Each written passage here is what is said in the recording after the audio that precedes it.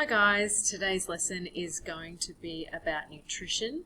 Specifically though, we're going to talk about the healthy food pyramid and why it exists and why it does change over time. You will know that you've been successful with this lesson if by the end you can understand which foods we should eat most and which ones we should eat least, and be able to accurately place certain foods within the correct levels of the food pyramid. So, as most of you would be aware, this is the current food pyramid. It was updated recently, just in 2015. So we've got 5 different levels of food in here, shall we say. We've got 1 level, 2 level, we call this 3, 4, and sorry, I missed this level over here, 5, and then we've also got the healthy fats. So we're going to start looking into these in detail. So down the bottom, that's obviously the foods that you should eat the most. So this is in order of the quantity of food that you should eat. So if it's at the top of the food pyramid, you should eat it the least. So down here, what we should eat the most are vegetables and legumes and fruit. Now in Australia, it is suggested that as teenagers and adults, we should try and consume 2 fruits and 5 servings of vegetables every day. And most of us probably get there. We're also recommended to eat a variety of colours within this food group. Now some of you may be thinking, what on earth are legumes? Legumes include things like beans, peas, peanuts, lentils, those sorts of things.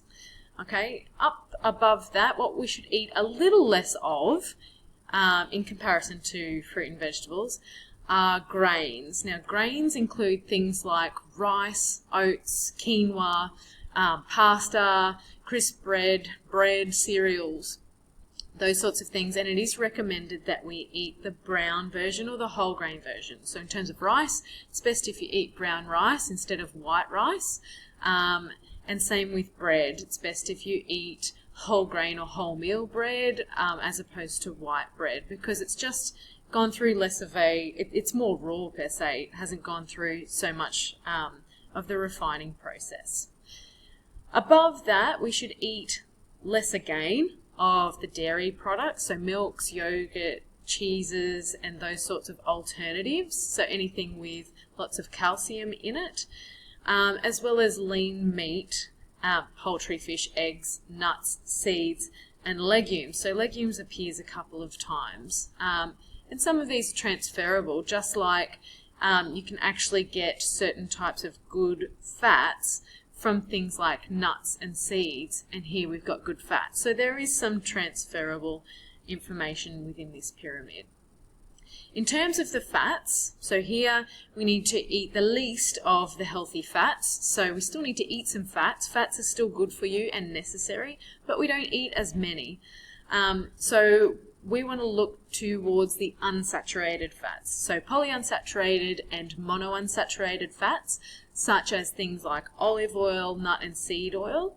And we want to avoid saturated fats and trans fats. Now it's all well and good to say, but what on earth do they mean?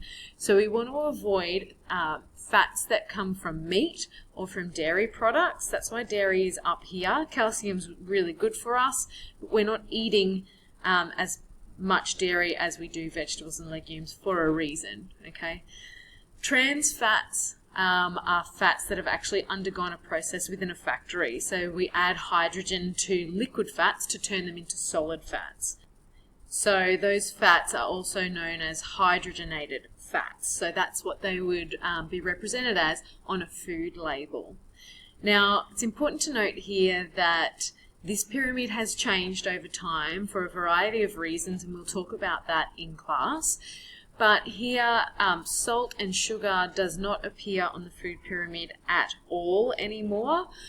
So now we're being told to avoid it altogether, basically because we eat too much of it already, and there's a lot of it hidden within some of the foods we eat, like a muesli bar or like certain juices, baking and things like that. Down here we've got additions as well compared to the old food pyramid. So we're being recommended to choose water as opposed to energy drinks or sports drinks or soft drinks, and that we should enjoy herbs and spices because they do have health-giving effects. Whilst we don't have them in large amounts, so it's not worth putting them within the food pyramid, it's recommended that we include them because of their health benefits, as well as their addition of taste to our foods, which mean that we need less salt. Okay, so that's the food pyramid in a nutshell. I want you to go away, have a look on the internet, see if you can find some more information, and I'll see you next lesson.